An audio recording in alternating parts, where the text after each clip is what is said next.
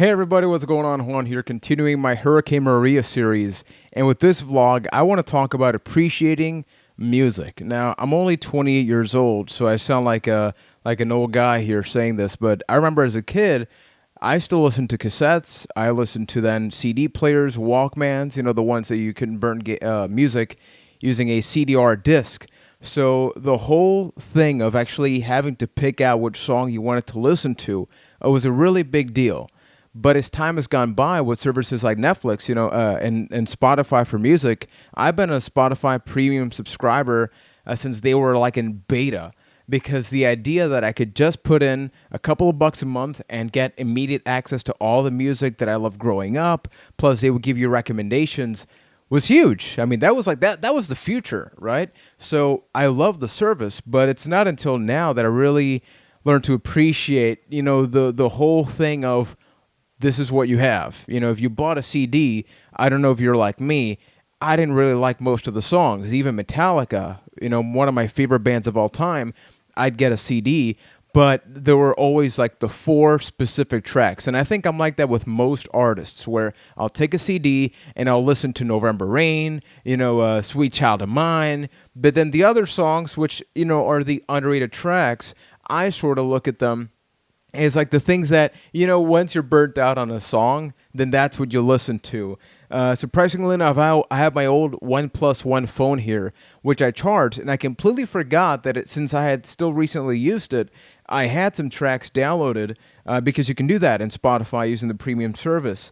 And I have been, up until this point, not listening to any music. It must have been like 4 days, right? About 4 to 5 days of like no music listening.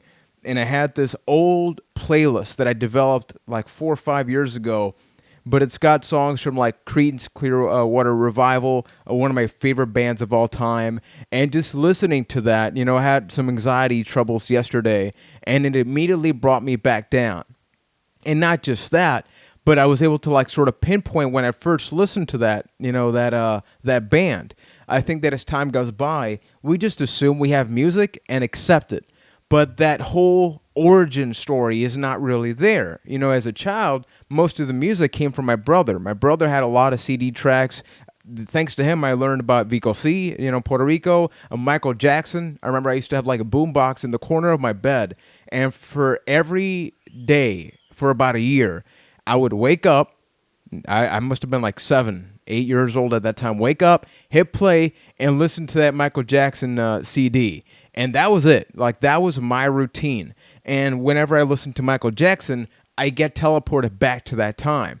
But because everything now is based on a playlist recommendation, that Spotify feeds you, the Netflix gives you for music, that's not really there all that much. I mean, that could just be me saying that. There could be like a younger generation that subscribed to Netflix and they remember like specifically when they were recommended something. But the whole like having to scavenge, right, to find your favorite music, your favorite movie, I think that's not nearly as fun. And I've mentioned that in a previous video. You take a look back at, Blockbuster and all these rental places. You have to go and you had to judge a book by its cover. In this case, a movie, right? Like the saying tells you otherwise, but that's what you really had unless somebody walking by told you, no, that's a really crappy movie or that's a really crappy game. Or in this case, if you had to spend $10 on a music CD, it wasn't easy, having to decipher like, what if this is not that good? I remember there was one CD in particular that I spent months looking for,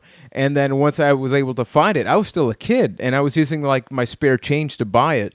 I hit play, and I was like, this was not worth the months of anticipation that I had built on for myself. So that expectation versus reality is a really challenging thing, but I just challenge you, as I've challenged myself, to whenever things like this, hurricanes happening, we have no electricity. I'm recording this with the Canon 60D hooked up directly to my microphone, which I traditionally use for recording, and I am sweating like bullets, but I can appreciate at least 10 minutes of music on this old phone while the battery lasts in airplane mode and be teleported to that. So teleport yourself to your favorite movie. Where did you first, encounter that movie or that song? Does that song take you to a particular part in life, like your senior year, something that you were listening to in junior high, maybe a relationship that didn't work out too well, but you still like the song. I would love to know, what are the most memorable things in your life from an entertainment standpoint? I'll definitely be doing like a top 5 things that I love growing up